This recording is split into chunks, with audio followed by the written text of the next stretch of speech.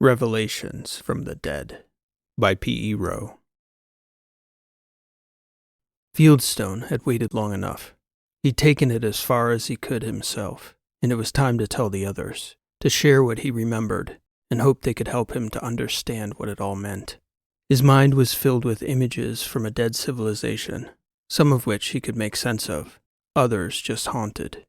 When Carolina and the others left on Nelius's ship, she told him that they would hear his story when they met up again, but that was weeks away now. Fieldstone couldn't keep it to himself any longer. He sat the others down at the atrium table once they were underway. He told them he was going to talk. He asked them not to interrupt until he was finished. "You're welcome to make notes if something stands out. It's going to take all of us to figure everything out. It's bigger than we thought." Some of them nodded. Others just looked at him in that familiar way. The way his teams used to look before a mission. What are we doing? How are we doing it? He did his best to channel that energy. Then, he began. From what Wren told you, some of you may remember that we were gradually turned into technological beings. Bipals. And that alone seemed a lifetime's worth of experience, hanging on to what we were before going through that artifact, inhabiting those other bodies, taking up lives that didn't belong to us. And they made us cut pieces of those human lives away, until the only thing left was the technological body we'd formed from those children we'd inhabited. But by the end of it, I had two emotions remaining, anger and love. The last thing they forced me to do, before they made the technological part of me complete, was to destroy the only remaining piece of the universe I loved. They made me stab her in the heart to spare her the horrendous fate I knew was ahead. When it was done, I knew that their plan to break me had failed. I was still angry, but I also still loved her, and I knew that nothing could ever destroy that. So I was unafraid when they told me it was time to be fully transformed. Whatever happened, even if I died, I would die Fieldstone, not Bow, not a loveless machine. I wasn't sure the transformation was going to work for me. Part of me expected to wake up again here, sent back, because that's the way we know the artifacts work. If we die in that world, we come back to our own. I wasn't sure if I could be more dead than what they were going to make me. At first, when my human life ended there, I thought it was death. They told me I wouldn't experience anything, but they were wrong about that too. I'll never forget what I did experience. Nothingness. It was both overwhelming and also not even really there, like the black of space but only darker, because there was no capacity to even perceive the blackness. And somehow, I did. Eternity, and no time at all at once, yet I still had thoughts. I thought that I had died there in that world inside that artifact, inside a body that somehow must have still been considered alive, a technological body. And I feared, as I did when I woke up again, that I was now stuck there in that black purgatory inside that artifact forever. Perhaps until the universe ended. Perhaps it never would. Suddenly, though, I was back. I was Bow again. My chronometer registered that exactly 21,346 seconds had elapsed during that black eternity. And my first thought was that my world, this world of ours, was lost to me forever, because I died inside the artifact, and I hadn't come back home. I'd died there once already, and I had no reason to believe I wouldn't just go back to that blackness again, once Bow's technological mind was destroyed in that world. But also, on some level, I knew this world could never be completely lost to me, because I still had that one precious memory of that moment just before the universe had gone black, the anger and the love. And if I still remembered that I loved, I knew they could never take that from me. I decided that I would hold it close to me and continue. So that's what I did. That is how my story began. It's a cliché to say that words fail. People say it so often when human experience is too overwhelming to describe something powerful or confusing or painful or awe-inspiring. But what happened to me next was not a human experience. It was so inhuman, I imagine it was every bit as confusing as the moment a newborn baby enters the world.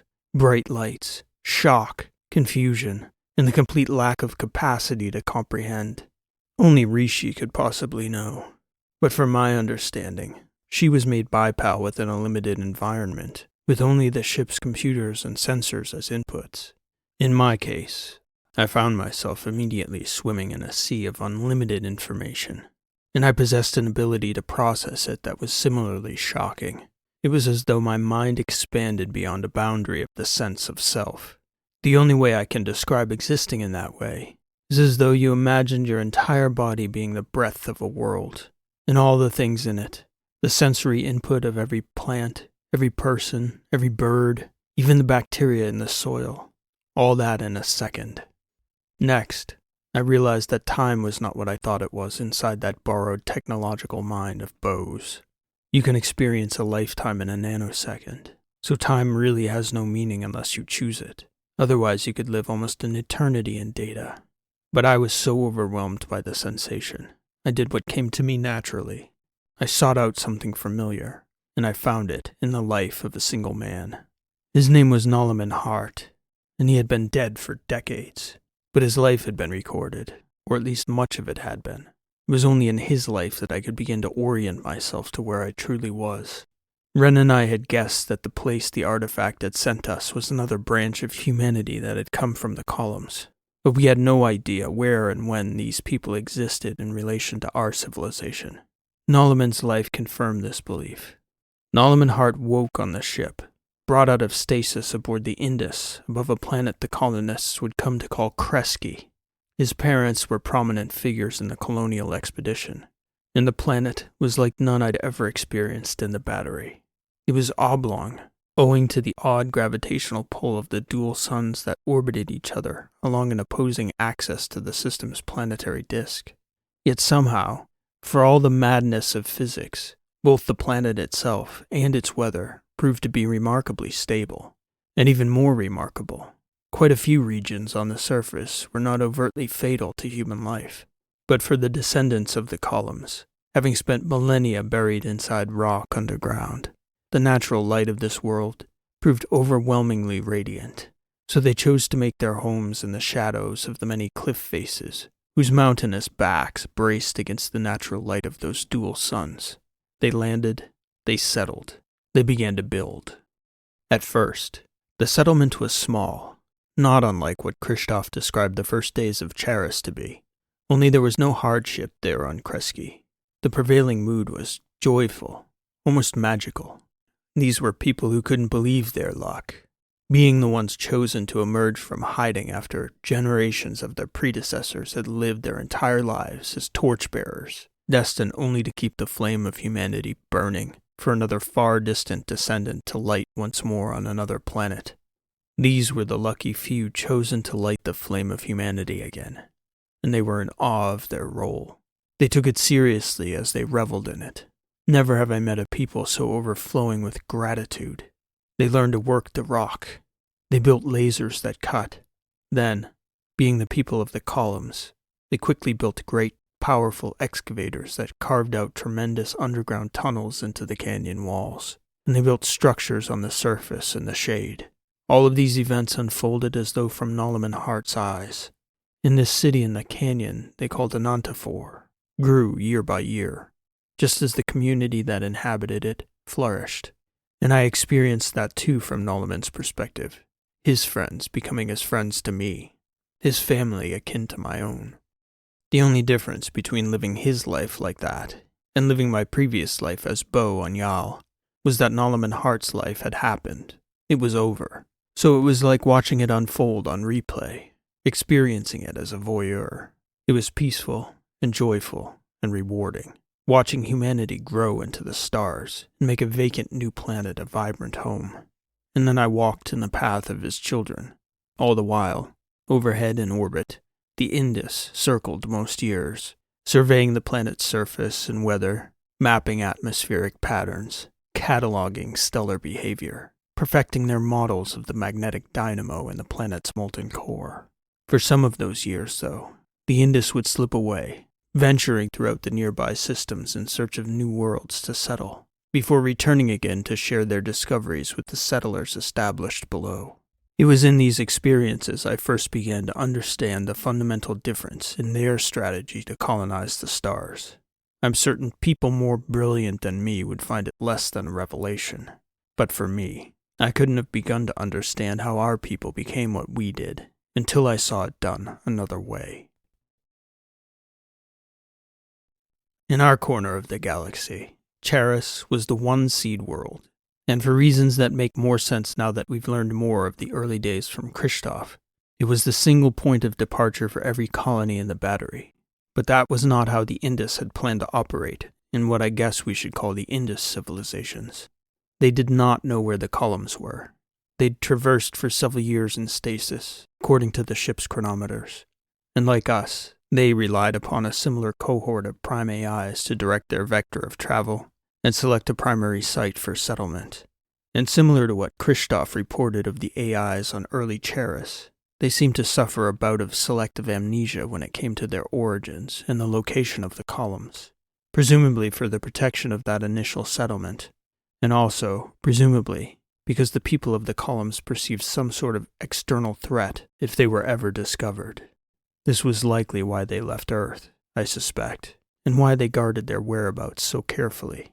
Of that, though, I have no direct evidence, just a strong hunch, until I saw the Indus with my own eyes, and witnessed truly that this was an entirely different branch of the human diaspora in space. I wasn't certain that there had been another colony ship originating from the columns.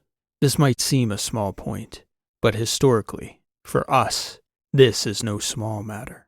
We believe, and from every indication I encountered with these Indus civilizations, it seems to be true, that our ancestors came to the columns on one vessel. The existence of two outgoing colony ships means that eventually the people of the columns must have developed the industrial capacity to build FTL ships. This also means that it is likely that more pockets of humanity like our own exist throughout the galaxy. And likely, given what we've learned from these two, it seems to be a feature of our ancestors in the columns that they send out these vessels with a case of amnesia about their origins. The point I mentioned about building ships, that was the most important point of all, and one I will return to in more depth before my story is finished. But for now, it features in the strategy of these Indus civilizations to settle the cluster of stars near Kresge, where they first arrived. Unlike on Charis, where our ancestors arrived, settled, expanded to the point the planet was well populated, and only then began the era of colonization after many centuries, the Indus peoples, instead, landed with their initial crew, settled upon Kresge, and set about immediately repopulating the ship with another generation of settlers to be sent out to do the same. Their goal was to push off again after the settlement of every new planetary outpost within a quarter century. Thus, the Indus had to be a busy ship, and its people a busy people. If you remember the person of Nolan Hart, whose life I experienced as an observer, he and his wife had 7 children, the 3 oldest of whom became settlers aboard the Indus as it traversed 38 light-years to Yamora, a slightly harsher environment where automated framing bots had already constructed bubble habitats for them to settle and populate, while terraforming operations began. Then, just like before, the 25-year timeline reset, and the settlers on Yamora began to replicate the work their parents had completed on Kresge. Only now, the ship's original crew, those who'd operated the Indus during the first leap to a second world, worked to train the next generation of spacefarers to take their place as the ship's stewards. And when the quarter-century benchmarks were met on Yamora, with another colony established and growing, the terraforming in progress, and the ship's full complement selected, they continued on again to a new outpost, this time on Mydag. During all this time I explored the expansion of the Indus worlds. I was still Bo. I was still completely unaware of where I was, whether I was embodied or disembodied, or how much time was passing as I experienced these decades and decades of settlement, exploration, and resettlement. But I remained there with them through 7 iterations of the process, before I saw something familiar on arrival. A green moon, and below, a mountain megastructure towering over a desolate plain. And I knew its name before the people called it what they came to call it. Yal. that place where I and Ren had been transported to by the artifact, lived as children, and were brutally transformed into bipals. Only then did I begin to understand who and what we had become. At that point, though, I still had no sense why. In all those decades I was immersed in the lives of these Indus ancestors. I still had no sense of Bo, and what had happened to the body of that boy who'd become the bipal mind I was possessing through the artifact. It had seemed to me like everything I'd experienced to that point had been a choice of mine, but when I was ripped from that stream of consciousness, as my ancestors began to inhabit Yal, I could feel that it was not of my choosing. I found myself fully embodied in an android shell. It had only a few recognizable pieces of the body I'd been given as Bo, and that, I presumed, was so I could recognize it as my own in that moment. "You are waking up," a familiar voice said to me. "Go easy. Remember that you are Bo of the Shirval. You are still here on your home planet of Yal. My voice you still recognize." I did. It was Mycon, who stood embodied beside my new body. He continued speaking as I continued to adjust to the sensation of returning to a body. "Once you revered me as the god of your people. Now you will come to understand what we really are, both of us, and why we must be what we are, for it is the only true hope of humanity." I looked around, and I could see that we were in a part of that mountain complex on Yal that I'd never been before. Along the back half of the mountain, my mind had access to all the schematics, not just of our range, but of all Yal, and there were hundreds of other complexes just like it built into the sides of the mountains of that world. Such would the descendants of those peoples of the columns do, burrow into the rocks for safety and security as the environment of the planet became harsher and harsher. What I hadn't known until that moment was why. That Yal was a key industrial materials source in the war effort, and the need was so urgent that care could not be taken. The only consideration was speed. Rare minerals and metals needed to be extracted at pace, regardless of the cost to the planet's inhabitants. If they could not, then all would be lost, and the point moot. "Now I must tell you of our enemy, Bo," Mycon said, while I continued to search my mind for ways to gain control of it, but I was not fully in control yet. The ordinals had appeared, most fortunately for these Indus civilizations, at the outermost stretch of the chain of settled planets. At time of first contact, our colony group was 13 planets long. By the time of my awakening as Bo, this enemy had consumed 4, and were on their way to Yal. My understanding in the moment was that they were 7 years away. It was luck for the Indus worlds that the Indus herself was elsewhere along the string when the ordinals arrived. We did not know it then, for technologically advanced as they were, they had not mastered FTL travel, and that one colony ship of our ancestors proved to be our only strategic advantage. It was not luck, however, that none of the scientists nor the data and schematics were present on the worlds in any capacity but one, in the memories of the prime AIs. And here I must explain the most fundamental truth about tools and human populations, something I did not know, as I came from a world of billions, where technological complexity was not limited by population. This is not the case with small communities of people. It is a sort of natural law that for every technology, depending on its complexity, a certain number of experts are required to both bring it into being, to maintain it once it has been invented, whether that means repair or manufacture of replacement, and to distribute it within the society. The more complex the technology, the higher number of experts are required.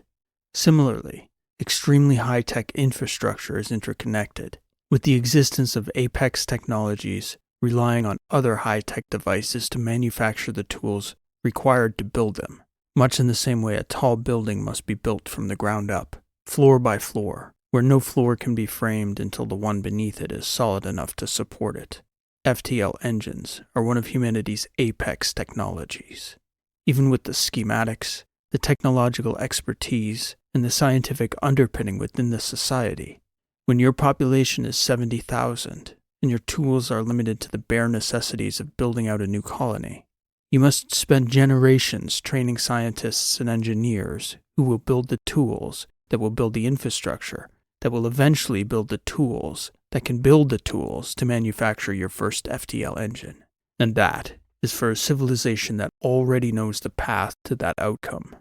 Obviously, with a technological society that already possesses the necessary scientific knowledge, that pathway can be shortened, even engineered to be the primary goal of the civilization. This was not necessarily the case with the Indus civilizations.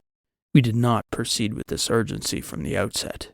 The people of Kresge prioritized building Kresge into a home they could be proud of, and they, like all the other planets in the group, grew under the presumption of isolation. If the galaxy was empty of other intelligent life, as all prior evidence suggested, then it made no sense to rush to a war footing against an unknown and unknowable enemy. Under that presumption of isolation, they built their societies instead. The Indus and her FTL engine served the purpose of connecting our distant worlds, while our colonies got their feet squarely underneath them. And in Yal, it was the same. Bo's ancestors had built with the expectation that they would be free to build, as our own ancestors on Charis had, unencumbered by any outside forces. The early settlers of Yal built great megastructures into the mountainsides, while also constructing tremendous engines for terraforming the planet's nearly breathable atmosphere. They operated mines. They manufactured robotics assembly plants. They incorporated tiered farming infrastructure into each of their new compounds so that every enclosed city could grow its own food independent of outside suppliers. They'd even begun to develop underground transport systems between the mountainous megastructures. I could see these things in Bo's mind as Mycon showed me our past there on Yal. These were images of a society that would have been utterly alien to Bo himself, being so much in contrast to the Yal he was born into. But for me, the visitor in Bo's mind, I could see so much that was familiar. The bubble worlds along the corridor, the images I've seen of the rings over Floriston, the towers of Helenia and their deep subterranean roots. This had been a human civilization well in formation. Mycon continued speaking to Bo in a human way, or so it seemed at the time, attempting to educate me on the state of the civilization. Xandi was the newest and least developed of the worlds, and by the time Mycon and I were speaking, it had long since fallen to our enemies and was lost. The fates of the humans on the outpost could only be left to our imaginations, but all indications were that if they were alive, they could be no more than slaves to the invaders. The ordinals were a technological species. They came from the sky like a meteor and impacted like one. There was a crater with a thin gray dust-like film covering the floor of the crater and the open sandy landscape around it. Curious, the scientists on Xandi took samples with them back to the outpost, only to find a sort of nanotech that functioned like a technological bacteria, seeking out materials to replicate and amplify the colony's reach. Whatever intelligence seemed to be within the nanite colony wasn't overtly evident immediately, and, as I discussed earlier, the difficulty of dealing with such an invasion was amplified by the limited tools of the people on Xandi. Such a probe, as the meteor proved to be, would have been a problem on a world like Helenia or Edoras, but civilizations such as those would have had thousands of scientists and a vast range of technological countermeasures to bring to bear on it. Xandi was slow to recognize the threat, and largely defenseless once it did. As Mycon was speaking, my mind became aware of options. I could suddenly access files. I could split my consciousness, such that I was continuing my conversation with Mycon as I felt a part of my mind break away. In between the microseconds Mycon was uttering syllables and then words, I was living out years on Xandi alongside the scientists who were working to discover the scope of the problem. I was in the body of a colony administrator who worked under the chief of the colony. I learned of their discoveries as they did, watched them make mistake after mistake in their naive approach, failing from the outset to attack this invading entity the same way they would have attacked an invading army. Instead, they studied, tried to learn what encouraged growth and what deterred it. All the while, the dust around the crater solidified its foothold and began to organize into more complex structures, adapting to use the molecular materials at hand. By the time the people on Xandi realized the nanite colony was spreading beyond the point they could control it, there was nothing they could do but call for help. That, it turned out, was the most and best they could have done. When the Indus returned to the outermost stop on her rounds, she was greeted by a distress call of sorts, describing in clear terms what had befallen the colony. The people's efforts had shifted from establishment of the city, familial growth, and the building of infrastructure, to the creation of countermeasures. They had hoped that several of the ship's systems could be brought to bear. I experienced that communication from the standpoint of the administrator on the colony. The commander of the Indus, flanked by the same embodied Mycon who spoke to me now, asked one question. Do these entities seem to have any intelligent organizational structure to them? Oh yes, very much so, the chief of the colony answered earnestly. Whether it was meant to be transmitted or was merely overheard wasn't evident to the administrator on the planet below, but he plainly heard Mycon utter the following words in a grave tone. Under no circumstances is the planet to be approached. Instead, the Indus left a ring of emergency contact buoys in space encircling Xandi's star at mid-system. At Mycon's direction, they were both hardened and fragile in certain clever ways. Hardened that they could not be accessed without prior knowledge of their access codes and methodologies for communicating, and fragile in that any unsuccessful attempt at communicating with it would prompt the buoy to self-destruct. When the commander of the Indus contacted the colony again, he told the people of Xandi that they were duty-bound to fight the invading entity using every conceivable methodology at their disposal. They were to report all progress as they did, detailing their fight as though someone was in the system listening at all times. And they were promised that if other peoples of the Indus civilizations learned enough from their fight that it would be safe to lend assistance, they would return to render aid. The Indus herself, though, could not be risked. This was the beginning of the struggle. To the peoples of the Indus worlds, the actions of the ship's commander, taken at Mycon's explicit insistence, appeared overly harsh and heartless. It was said by more than one leader of these colonies that their reaction was one only an AI would take, turning their backs on their fellow humans in their hour of need. That was, if the threat was indeed as dire as it was made to be believed. And though for a time the commander did waver when confronted, Mycon was unequivocal. He reminded these children of the columns that unlike their human ancestors on Earth, none of them had lived through a pandemic, nor had witnessed firsthand how easily bacterial growth could spread from person to person. This plague, he warned them, is already far more deadly. It was a trap. It was merciless and already beyond containment on Xandi. It had already begun to burrow down into the dirt. It was already floating in the air. It would catch a ride on any person, ship, or probe that visited the planet and return to the Indus, lying dormant until it could infect the next world with its probing presence. Mark my words on this, my friends, he told every human who would listen. The only way to fight this enemy is quarantine, and that is but the first line of defense in a greater war. Something far graver is on the horizon. You see but the tips of your enemy's sails. It was a metaphor mostly lost on a people who'd never seen an ocean, much less sailed on a seagoing vessel. But Mycon explained that it was, in times past, because of the curvature of the earth, that the tips of the sails of the front ships of an enemy's armada became visible first. The bulk of the enemy remained hidden below the horizon, and you couldn't see what you were in for until they were mere miles from your own fleet or shore. Here, he assured us, there had to be something else beyond the horizon. He pleaded with the leaders of the colonies to observe the quarantine until they were certain of the shape and size of the enemy armada. They demanded to know why he was so adamant, whether he knew something. I am adamant, he responded, because prudence demands it. Over the course of the ensuing decade, prudence eventually won out, as the structures the nanites on Xandi began to construct became more elaborate and confounding to the scientists attempting to deter them.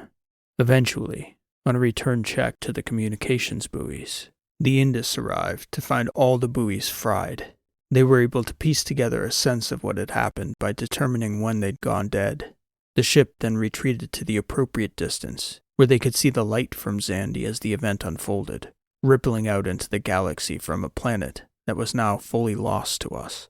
Then the Indus trained her telescopes and sensors on our sister world, and saw as the atmosphere became, somehow, significantly overcharged, and let out a blinding burst of light and ionic energy, such that it nearly crippled the Indus, even months removed from its origin point while traveling at the speed of light.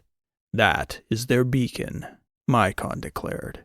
"And now that they've called, someone will answer. The only question is when. We must warn the other worlds.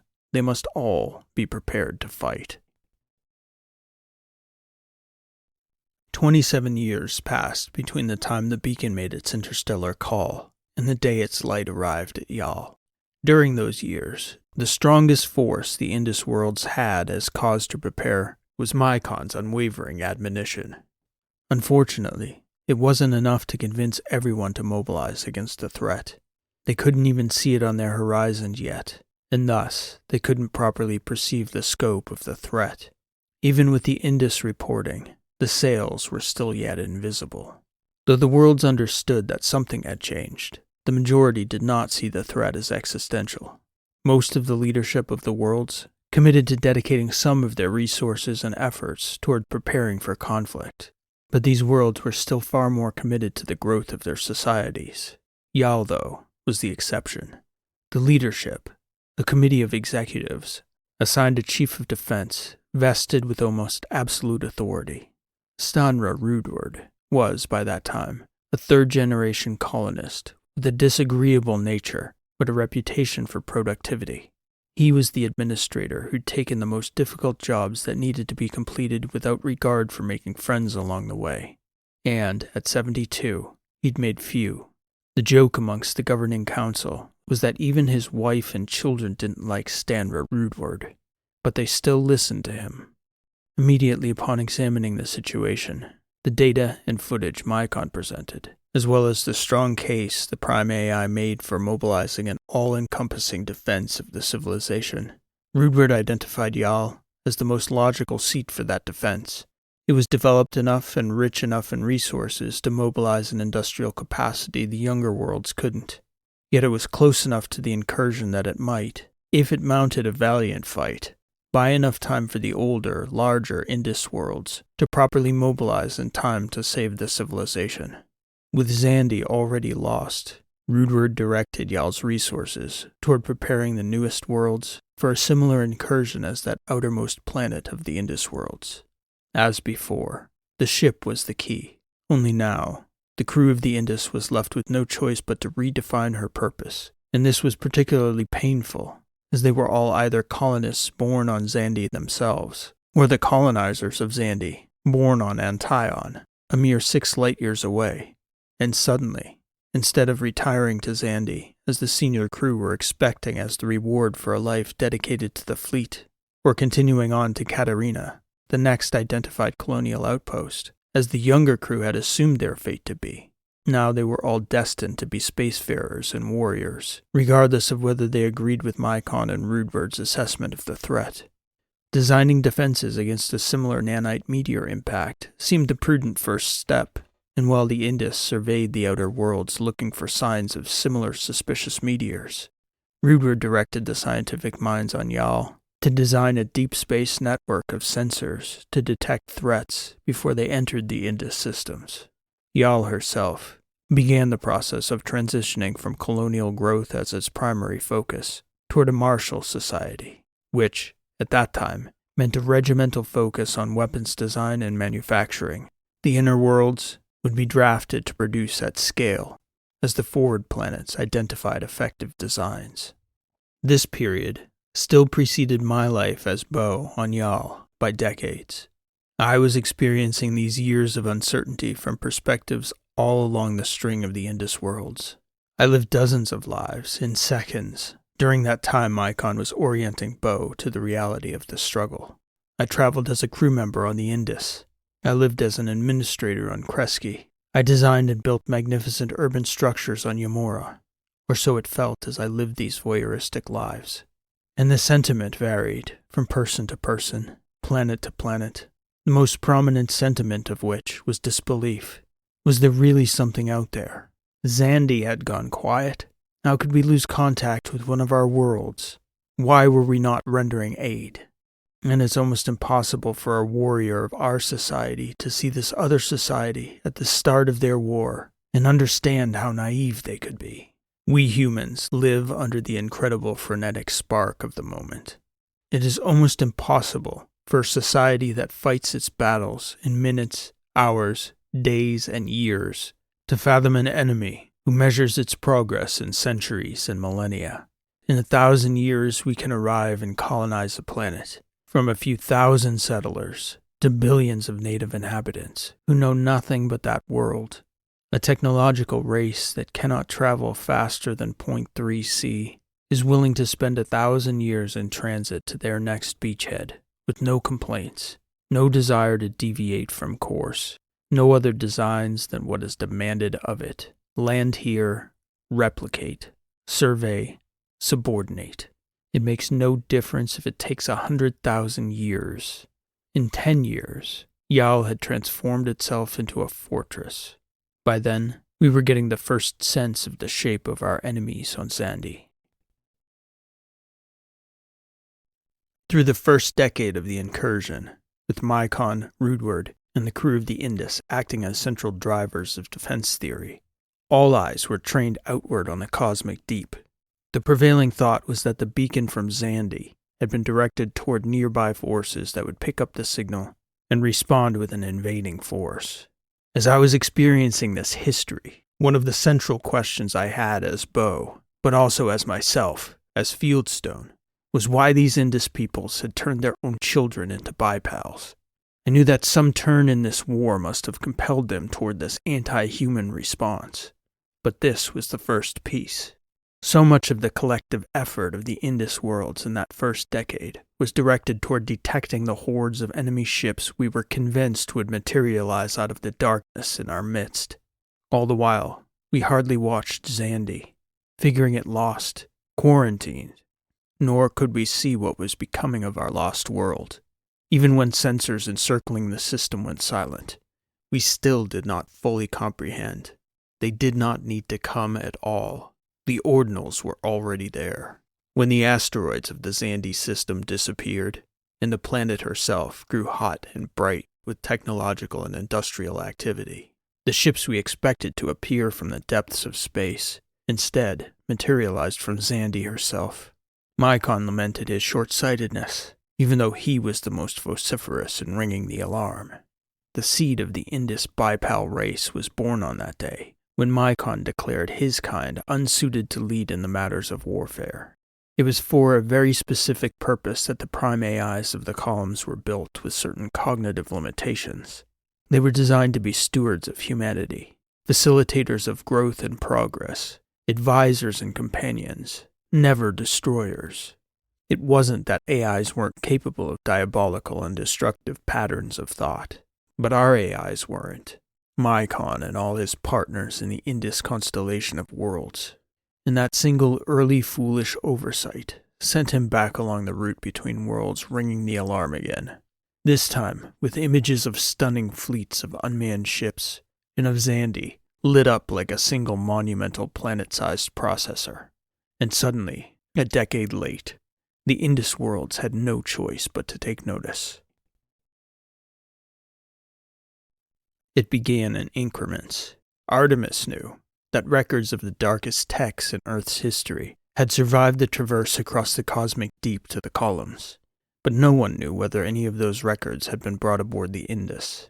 A search began, but quickly identified a potentially fatal flaw in the programming of the prime AIs.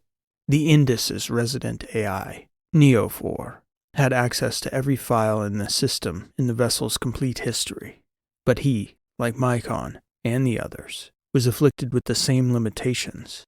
It was quickly discovered that a programmatic blind spot was present in Neo4's mind, and he was incapable of remembering them, even if he had handled, transported, transferred, or stored such files.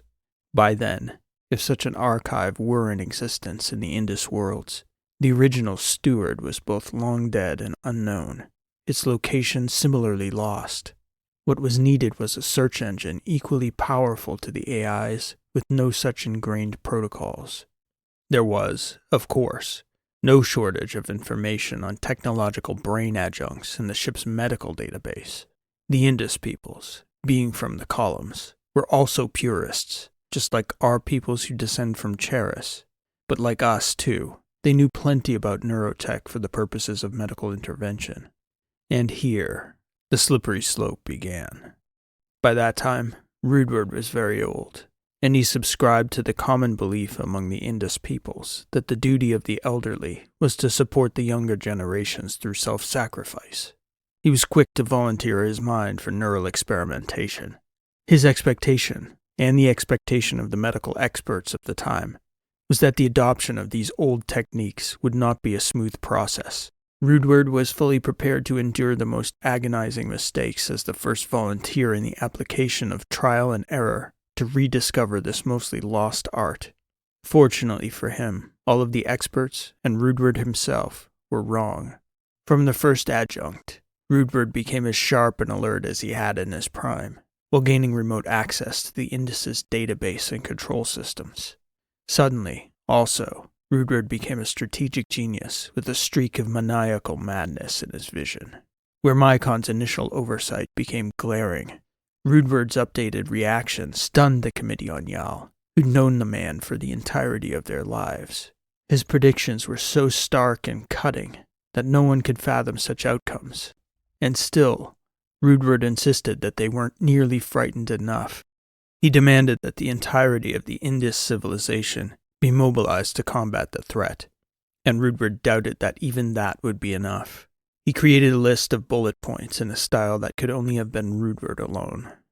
Presume that the nanites on Xandi are small enough and hardy enough to survive a transit from Xandi to our other worlds, that they are already on the way, that they are traveling at high velocities, that they gained access to all of our digital archives on Xandi, and thus know the locations of our other worlds, that the ships being formed in the Xandi system are but one prong of the coming assault, that the technological presence on Xandi operates with no urgency and on an unlimited timeline, that one breach of the defenses of any single one of our planets may be fatal to that world, that the darkness and vastness of space makes the challenge of defending an almost infinite front line nearly impossible over time. Presume all that, and then begin to understand the urgency with which we all must respond without delay if we wish to endure as a civilization. In his now exponentially sharper mind, Rudward saw a people too slow to comprehend, even as they adopted his policies and edicts, transforming the growing world of Yal in the process. He expressed to the AIs and the crew on the Indus that his greatest fear was that his body would give out before he could convince the other leaders of the urgency. He tried to tell them it wasn't a war. This was the extinction of humanity. Yet, he lamented that because it wasn't happening fast enough, they would all be subsumed by the inevitability of the slow wave. The first ships in our defensive fleet took shape around Imurkut, a moon in the system of Aster that was wreathed in metallic asteroids, selected for those properties that made it easy to mine, refine, and build at scale without the challenge of a large gravity well. None of the Indus worlds was large enough yet in industrial capacity to support a spacelift.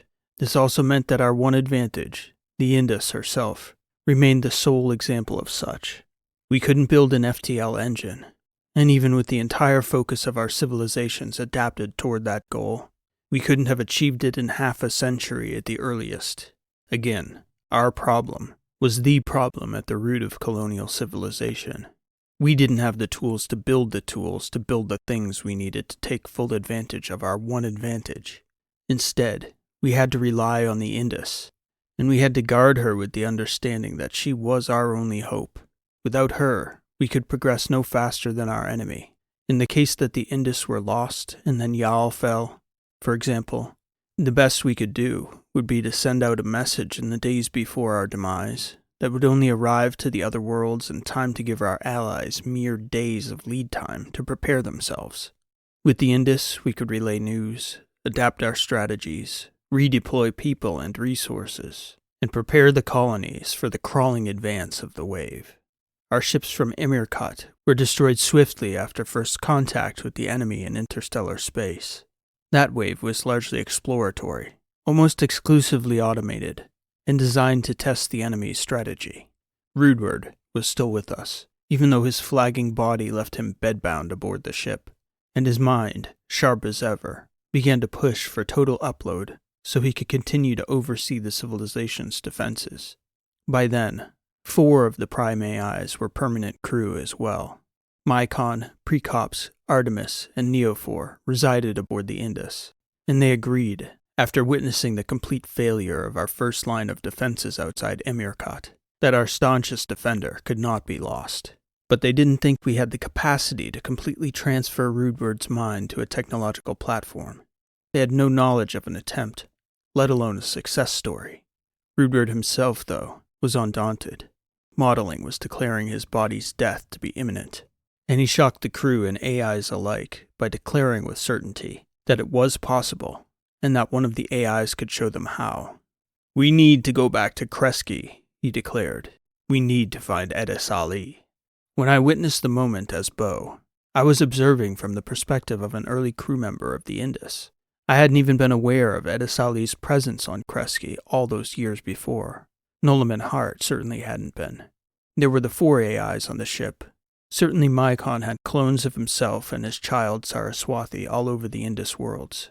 I never saw Kyella or Boggs, nor Nelius, though Neophore looked and sounded so much like a twin I couldn't help but think of him as Nelius's twin. But mell-ø was a frequent traveler between worlds aboard the Indus. I didn't think Edis Ali was even present in that branch of humanity. Bo would have had no knowledge of his existence. I, Fieldstone I mean, hardly knew of Edis Ali in our own world before encountering our crew. What I knew of him here in our own society was that he was supposedly the one tasked with keeping such technologies as mind uploading out of human hands. We raced back toward Kresge. It made sense to me that he would be the one holding the secret, if any of them did. To our surprise, though, when we arrived again at Kresge and Edis Ali was brought aboard, Ali himself denied any such knowledge, even as Rudward insisted he held the key in his mind. Despite his denials, the moment came.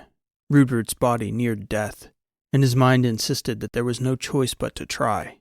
Edis Ali would either succeed or fail in uploading Rudward's mind, and he would simply die like anyone else. Our commander was clear that even if he died, they were not to stop trying. Our AI's minds were not equipped to stop the ordinal's onslaught. Human minds would fail as well. To even present a fight to these ordinal beings, we would have to become something else, something comparable. So nearly 268 years to the day from first arriving on Kresge, one of the oldest living members of the Indus worlds was made fully bipal, integrated with the Indus herself. He became the living ship, like Rishi had aboard our own ship in our own time. There on that day were the most influential of the Indus AIs, Mycon and Neophore, Artemis and Precops, mell-ø the philosopher, and with them, the unwitting architect of the bipal race, Edis Ali. If Rudward was a fighter before, while in his human body, it became difficult to comprehend his militancy once he was bipal. "We didn't understand the fronts," he declared almost immediately. "We returned to Amirkot." He didn't ask. He didn't order the crew to set the course. He simply commanded the engines and began the jump with his mind.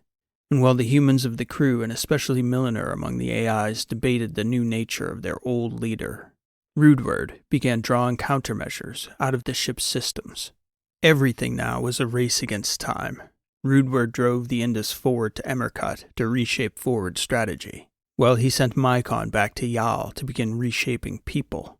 Minds needed to be faster and more lethal. Life needed to be adapted towards survival, not growth or flourishing. The soft and the beautiful needed to be rejected for the hard and merciless. And most shockingly of all, Rudward himself, the hardest defender of humanity in the civilization, declared that he was too weak to defend us.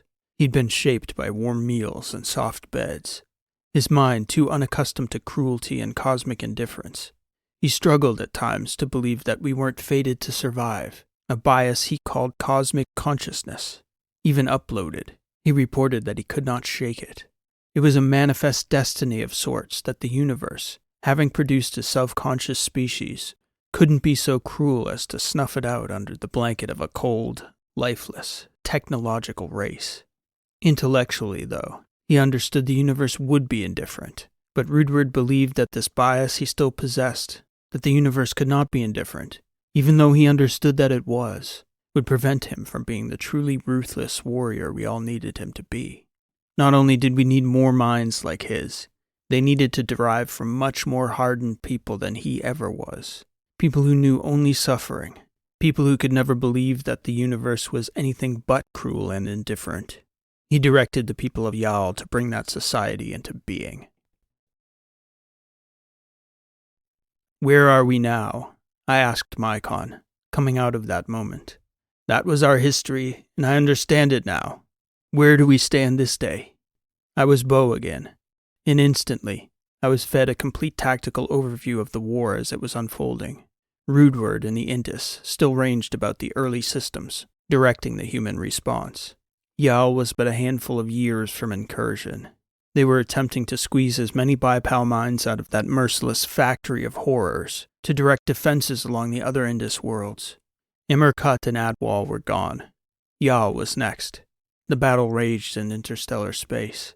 Rudward had already salvaged so much time for us by making the front all-encompassing, rather than trying to build a perimeter around the systems using conventional defenses. He directed that an electromolecular cloud be built in interstellar space between Imerkut and Adwal. It was not perfect, but it did function to reveal the locations of incoming threats so we could respond when alerted. Back from the lines, we pressed our only advantage. On Kresge, we raced forward in building our industrial capacity. Projections were still close. I now had all the war-gamed simulations in my mind. If we could get to FTL before they could get to Kresge, we could construct counter-defenses that might hold off the ordinals for long enough to create a stalemate. I imagine the best analog in Earth's history for such a scenario would have been fighting a wildfire. Each contact with the flame meant more flame, more smoke, more heat, and more resources consumed. And this lifeless wave seemed to propagate itself in ways we could not. All we could do was hope to pour water onto the conflagration fast enough and for long enough that we contained its relentless spread. And then, we would buy the time to build more and build faster, and eventually, if we got to FTL ships fast enough, to build a large enough FTL fleet, overwhelm the enemy. Mycon explained that I was to be sent from Yal back to Mydag, to condition human industrial workers, in the same way the warrior children of Yal had been formed to have the minds of merciless killers. I was to help craft the children of Mydag into fierce builders of machines, with unrelenting focus and singular purpose, to advance the industrial capacity on Kresge. They would build factories that built bots, that built ships, that mined asteroids for a space elevator. And I would drive every last bit of weakness and selfishness from their frail human minds and bodies in order to do it. They would work like maniacs to save our species, and in so doing, make themselves like the machines coming to destroy them. Many of my bipal brethren were already on Mydag doing as much. Brutal work antithetical to human instinct. And it was shocking to even me, an Terran, whose entire society had transformed itself in a matter of years to a singular purpose that had never existed before the war in our history. We became warriors, every last one of us in some form. We shaped ourselves into the form we needed to survive, but it did not ever wash completely over our identity as Terrans. We were not Trojans. We were never not uniquely a Terran. You could not burn that out of us no matter the temperature of the flame. On Mydag, though, like on Yal, the children were removed from their parents so they could be shaped more aggressively than any loving parent would permit. The justification was that as quickly as these children could be shaped into maniacal workers and thinkers, once the war was won and the society saved, they could be allowed to form natural bonds again, with environmental and educational changes equally complete. When it was all over, they could be taught to love. For now, the children of Mydag needed to be taught to work. Bo was brought aboard the Indus now for the first time in his own body, even though it felt as though I'd spent thousands of years on that ship. I knew every corner of her from every angle, weightless as my observers so often were. Now I saw it for myself with Beau's eyes, or at least the eyes that had been given to the android shell Beau had become. And that shell, as I mentioned before, was different from the original body I had been given during my ascent to bipal transformation. The only part of Beau's new body that seemed familiar to me were my hands. And, as it turned out, this much was enough. There were several hundred of us newly completed bipals from all over Yal being moved to Mydag on this voyage, and we were supposed to have been stripped of our humanity. Thus, familiarity meant nothing to us. We were the agents of a function, the servant in the equation of the Society's defense. Yet as I boarded, one recognized me as Beau. "Those hands, I'd recognize them anywhere," the bipal said to me, and the figure was unknown to me, as was the voice, simulated as our voices had to be in those bodies, fleshless as we all were now. "You are Beau of the Shirval." "I am at a loss," I responded, "for I do not recognize you." "Those hands have helped me up from the mat more times than I could keep track of with my pitiful human mind." "Are you not—" "Danta," she answered before I could guess. "I see." "I do not wonder that you bested Yaya," Danta said to me. "You were always the stronger of the pair, Beau. But you must wonder. There was a moment where Rold could have defeated me. He showed weakness, and I did not. And we endured to fight the war." "So it would seem." "I only wish I understood our enemy better," Danta said. "Mycon has prepared us to train workers. I hope I will be assigned to oversee aspirants to the foundries on Mydag. That would be a position of impact, Beau." "You say you do not know of our enemy, Danta. How is that so? What more do you need to know than the history of the fight that began on Xandi?" "Xandi?" Her bipal body shook its head at me in a familiar human gesture of ignorance. "What is Xandi?" "Do you know of Kreski, of Nolaman Hart, of Stanra Rudward, of Neophor, of Artemis, or of Edis Ali?" "I only know of my duty, Beau of the Shirval. Clearly you have been called to know more. Mycon, in his wisdom, has chosen a leader, such as you have always been, to carry more." We took our bodies to the darkness of a side hold, filing in to travel folded up and stowed like strike bots. It was a most peculiar feeling for me, the real me, I mean, for Fieldstone, and most striking of all was how easily my fellow bipals took to this ultimate form of dehumanization. Perhaps it was deceptive and they felt the same as me, but it didn't seem so. It seemed more like the entire process of tearing away the last piece of their humanity had worked. They each had a compartment, an upright cabinet for lack of a better word, a strap, a hook, and a pair of magnetic catches, and this is how we traveled through space, locked away in a box like a housebot. During that transit, I had much in my mind, all the data I'd consumed, and what more I chose to pull now from the ship. But the question I found myself folding over in my mind again and again is why I had been given access by Mycon to so much knowledge, while Danta still seemed as ignorant as the candidates who'd climbed up from the layers of that mountain complex on Yal. Why reveal all that to me, and not to her? When we arrived on Mydag, I found subtle ways to test the others, to find out whether any of them knew of Kreski, or Xandi, or Rudward, or the AIs. Never did I have the chance to push very far before it became clear that they were all ignorant. Furthermore, they were hostile to exploring things they did not need to know. They had only duties. Our job was to squelch the humanity from human children. For the good of humanity, our job was to destroy souls. Even more than the destruction of my opponents in combat on Yal, the duties I was required to perform on Mydag were abhorrent. Stripped of a body, as I was, and thus almost all remnants of my human emotions, the work still tried every last grain of my resolve. In the mildest possible way I can put it, my job was to force children into arduous study and labor beyond their natural tolerances. What happened there on Mydag, no doubt, made me the focus of pure hatred of those poor children who fell under my purview. Justifiably. Even now, I'm not sure I will be able to control myself if I ever see another person even mildly mistreat a child. I hope I never see it, both for myself and the perpetrator. There wasn't a day that passed on Mydag that I didn't wish to kill my fellow instructors for the very things I was forced to do. I had to tell myself the story that what I did was an act of love, that if I did not harden these children for the road ahead, it would only grow worse for them. There was also no denying the effectiveness of the program. In all of our history, not in our branch of the humanity and the battery, nor in the columns, nor on Earth herself, has there ever been a more frighteningly focused human culture. At a very young age, late teens, early 20s, they were viciously smart, even the slowest of them, and they could not wait to get sent to their first assignment. I can recall one vivid conversation I had with a 16-year-old math prodigy, a beautiful young girl, when I asked her what she was plotting, for it was clear in the math there was some form of wave-like motion in the matrix she was attempting to map. The girl responded coldly that she believed it possible to annihilate vast swaths of space by ripping apart the fabric of space-time, thus eliminating every last ordinal form in that area. That, she said, or we could artificially collapse every star in the sector to form a supermassive black hole.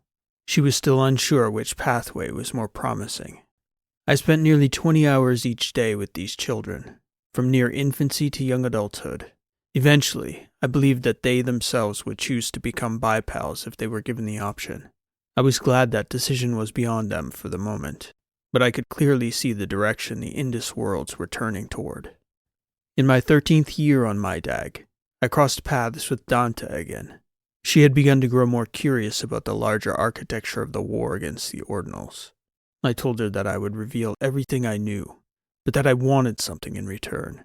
I wanted to know about us, about our minds, physically how we operated.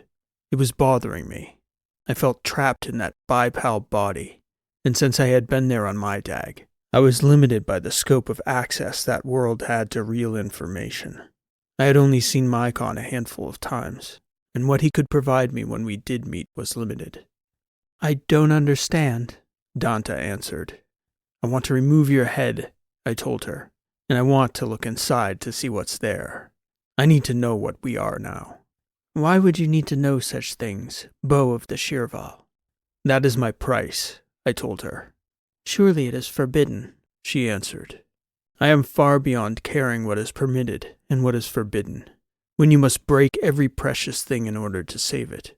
What purpose is there to anything? I do not wish to die, Beau, but I also do not wish to live like this forever. You must tell me first of the ordinals.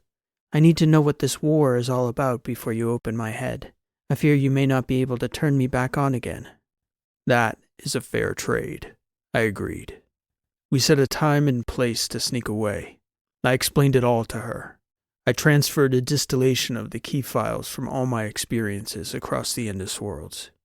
Just like me, in that way, Danta was able to absorb centuries in minutes, and in a matter of a few hours, she understood as much about the ordinals as I did. When she'd absorbed all that data, she merely looked at me and said, I see. All this seems in vain. We are not going to prevail. There is no pathway. You may look inside my head now, Beau. What I feared, and the real reason I needed to see about our physical form, was whether our processor might be penetrable. I wished to be sure that if we were overwhelmed, that either my processor was indestructible, or that the ordinals couldn't take control of my mind. I feared more than anything a fate where my mind could be trapped and enslaved by them, beyond the reach of death, and the possibility of return here. I needed to know that my mind could be killed, not captured. And I was not alone. Everyone seemed to be feeling the same sense of dread and doom, as though we were living out the last gasps of a dying civilization. I told Danta that I would do my best to save her life before she allowed me to turn off her mind.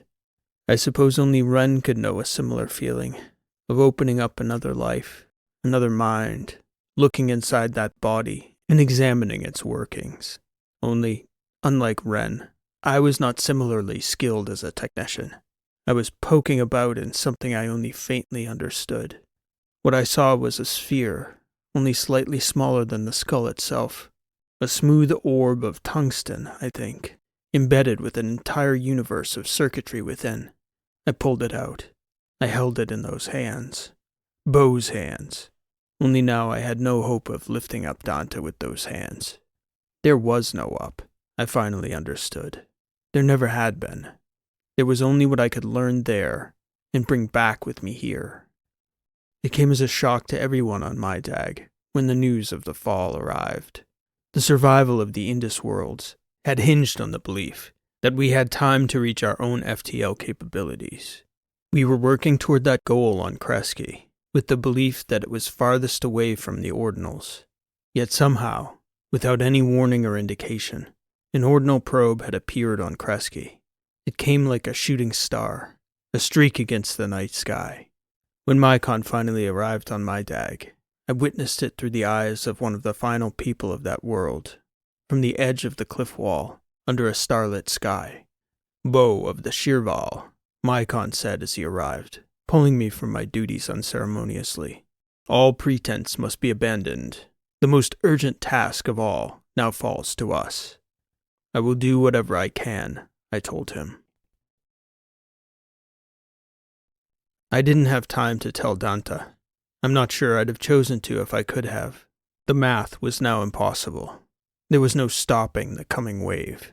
And yet it was years away. What do you do on the eve of your annihilation, when the evening lasts for decades or more? What were we doing anyway, myself and Mycon? What's left to do when everything is lost? We took to space again. He had a ship. Mycon and Edis Ali were aboard. Artemis was not embodied as they were, but she resided in the ship itself, which was of a design I had never before seen or imagined. Mycon also had in his possession a single round orb of the kind I'd held in my hands when I examined Dante's mind. "Who is this?" I asked him. "This is mell-ø, the most brilliant of the minds ever trained on my dag. We were able to extract her mind before the ordinals overwhelmed Kresge." He explained that the situation was worse than he'd expressed initially. Not only had the ordinals surprised Kresge with their arrival, but the Indus herself was in the system at the time of the incursion. The ship had been contaminated with nanites. The crew had fought the progression with molecular countermeasures for as long as they dared. They couldn't chance losing the race to this final mission, so they'd extracted mell-ø from Kresge, jumped to my dag, and launched the vessel we were traveling in. "I don't understand," I told Mycon. "Why come here? Why come to me? Of all the things to do at the fall of this civilization, why this?" Then Mycon said something that positively shocked me. "Bow of the Shirval, I believe that you know as well as any of us that we are not the only humans left in this galaxy." "Those of the columns, yes," I replied, hiding my true reaction. "Everyone knows that." "Do you remember the beacon on Xandi?" he asked me. "Of course. Why do you suppose I showed you everything?" "I have always wondered that." "You are not Bow of the Shirval," he stated with absolute certainty. "I have no idea who you are, but I know you aren't of us. I don't know how I know it, but I know that you are out there somewhere, and I am out there somewhere, and there are things that must be known to them before it is too late. The ordinals will extinguish the flames of this civilization, but we have the capacity on this ship, I believe, to send out an ember to our brethren, for these ordinals will not stop, and our people must know." I didn't know what to say to him. Perhaps it was the soldier in me. There were secrets I was not prepared to reveal. Maybe I feared giving away our own civilization in that moment, even to this Mycon I believed to be an ally. The strange ship we were traveling in was shaped like a ring. There were hardened magnetic nodes along the hull, which Mycon flew toward the star's corona. The heat of that mad approach would have cooked any living being aboard, long before we came to rest above the sun's pole, my dag's star.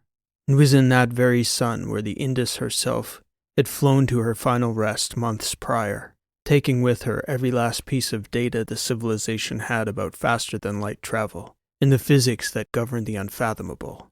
All that, Artemis explained to me, needed to die so that the ordinals could never possess it. All of the bipal minds of Kresge, too, were aboard when she burned up in the star. "But what are we doing here?" I asked them, "and why am I here with you now, at this hour?" They had with them a device I'd never seen before. It was a kind of electrostatic cylinder that created a field, and into it, Mycon placed the sphere that housed the bipal mind of mell-ø. The orb began to light up, and send waves of light to the end of the field, a kind of supercharged housing for a bipal mind. We have thought carefully all these years about what could be said, Mycon stated. We can only send a small amount of data. What are we sending? We talk to each other, he replied. I and my clones. It's a very specific frequency. We resonate on the same wavelength, all of us. It's why we all seem so similar. I am me, always. Just as Artemis is Artemis, and Saraswati is Saraswati. Surely you have noticed this. You believe you can send a message to yourself? I asked. To another Mycon. There is no other Mycon, he replied. In a sense, Mycon is always Mycon. But, in another sense, Bow of the Shirval, whoever you are, that is correct. We are attempting to send a message from me to myself. The star will amplify the effect, and the magnetics in the ring will behave as the engine on the Indus does. I'd never heard that voice before. It was that of mell-ø, the bipal mind inside the static field. She was the one who'd mastered the physics. We don't know where exactly to send it, Mycon said. The message. What are you going to tell yourself? I asked him. How to survive. Will you help us, Bow? What makes you certain that I can? I suppose we cannot be certain, he replied. But what choice have we left? Any of us. Where have you seen me before, Bow? I must confess that in that moment, I was so far from my genuine self that I had no sense of what was real anymore. How could it have been that he was asking me about Fieldstone? I had held on to the deception of Bow for so long that I wasn't sure if anything about the entire universe was real anymore, except the lie. If not for us and our memory, Artemis asked, will you not do it for your own people? I'm not sure what you're asking. We had access to your minds on Yal, Bow, Mycon answered. You and Yaya, especially her. Your deep love, it was not of this place. You were too human to be alien, your thought patterns. But you were never Bow, just as she was never Yaya. All we need you to do is point. And it was at that moment I understood. We should send the message here, I said. Instantly, the interior of the vessel went dark, and truly, we were not inside the vessel anymore. We were inside a virtual representation of the galaxy. I could see the stars. Mycon pointed to a vector in the cosmic deep, a constellation. I couldn't say why. Maybe the last scrap of my human intuition, but I detected that they were concealing something important. You do not know where the columns are, I asked them. The embodied AIs before me in the simulation failed to answer. Artemis finally answered. No. We are looking for my brethren, Mycon said. Sincerely. We only wish to protect you, Edisali added. That has always been our charge. I looked at the stars. It was something I'd had to resist the urge to do on Yal, all those years before, to look for us in the sky. I suppose it was the soldier in me. Never give away your position. I began to flip the entirety of the galactic map. I turned it over and over, and finally, I could see, after manipulating the perspective, that Mycon had a sense of it. He was not too far off, the empty void between Charis and the battery. But there was something strange. Everything was facing the wrong way. An inversion. Andromeda, I declared. She is not where she is supposed to be. This map is wrong. How do you know that? Artemis asked me. This is the galaxy as you have always known it, Bow of the Shirval. The galaxy as I've been shown it, I replied. Not as it is. Show me all the galaxies. Show them as they are. The orientation must be correct, or our message will miss. That was the test. I think until that moment, even with everything in the balance, they didn't truly know. How should the galaxies look? Mycon asked me. and with the map, I shifted our galaxy into position so that everything fell into place. I oriented roughly by the galaxies of the local cluster. Then I pinpointed by Maffei, then Circinus at 4 degrees, and finally, I lined up Sculptor. Everything aligned perfectly. They could see that I was clearly familiar with how to navigate in a way no human of these Indus worlds would know, not with the way they'd been misled about the true shape of the galaxy. "This doesn't make sense," I told them. "Why is this not obvious to everyone here?" But as I asked the question, it became clear to me. It was all just data, and data could always be manipulated by these artificial beings.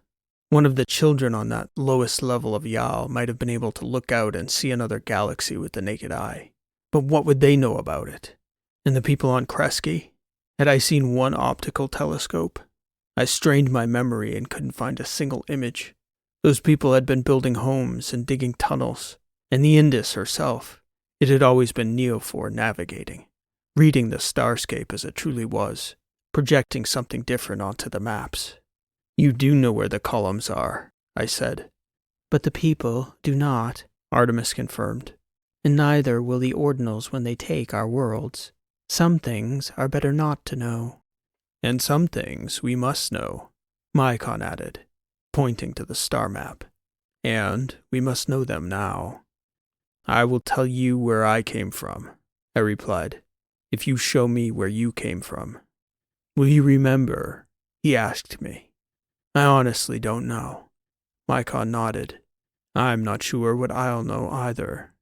He was talking about his counterpart, the message, what he was sending. And I've been thinking about that since I returned from that other life, straining to remember. I don't know what message they sent. I'm not sure if it could have gotten here in our world, or whether what happened inside that artifact was even real. But I do know that I helped them. I lined up the stars, and I told them where to point their message, through the lettered systems, into the dead center of the Ateran Guild, over the shoulder of Dreesen's star toward Charis, right through the heart of our civilization. After that, I don't remember. I think it wasn't long. My memory of it certainly isn't. I think they took the ship into the star, so the ordinals couldn't ever discover the things we knew. And after that, I came back again. There was no blackness like I'd feared. It was only light. I was Fieldstone again, human. And I found you all here aboard this ship. And it only took a moment before everything of this life was familiar. One breath. So here we all are. Revelations from the Dead. This has been an original story, written and read by P.E. Rowe. Thank you for listening, and I hope you enjoyed this story. If you're enjoying the channel and you enjoyed today's story, I'd humbly ask that you leave a like on today's video, as it helps the channel to grow and reach more sci-fi fans like you. Last week I put up a poll and asked for audience feedback on the use of sounds in recent stories, and I'm grateful for the response. It's very helpful to have a sense of where listeners are. I think the response is about what I'd expected, but I'm a little surprised that the negative end is quite as high as it is. I think my plan going forward is going to be roughly the same, as I don't use them all that much relative to the amount of stories. I won't be going out of my way to add sounds in most cases, but I'm not going to pull back when I think they are the right move for this story. Regardless, I'm grateful for everyone who voted. Speaking of which, I would love to put up a story topic poll for an upcoming story. That would probably be for early June if I can get that poll up in the next week or two. So if you have an idea for a topic that you think would make for a good sci-fi story, please let me know in the comments for this story or elsewhere. I'll do my best to get it in the poll if it works. As far as the upcoming schedule goes, I'm going to do my best to get a story out next week. I've got a few different options on the horizon, whether that's part 3 of The Gift, episode 4 of the Cypher Sigma series, Misfits episode 35, or perhaps something completely different, as I have been mulling over a standalone short. In terms of the order, anything's possible at this point. We'll see how the writing goes. I hope you'll join us when those and other new stories come out. I'd like to thank everyone who helped boost last week's story by hyping, liking, commenting, and sharing. If you're enjoying these stories, please help spread the word. The more people we have along for the ride, the longer these crazy adventures will be assured to continue. If you'd like to support in other ways, books and audiobooks are always a great way, either for your collection or as a gift to a fellow sci-fi fan. If you'd like to tip the storyteller, there's a link to my support page in the description. We'll be back again next week with another new sci-fi story. Until then, thank you for listening. This has been P.E. Rowe, and we'll see you next time.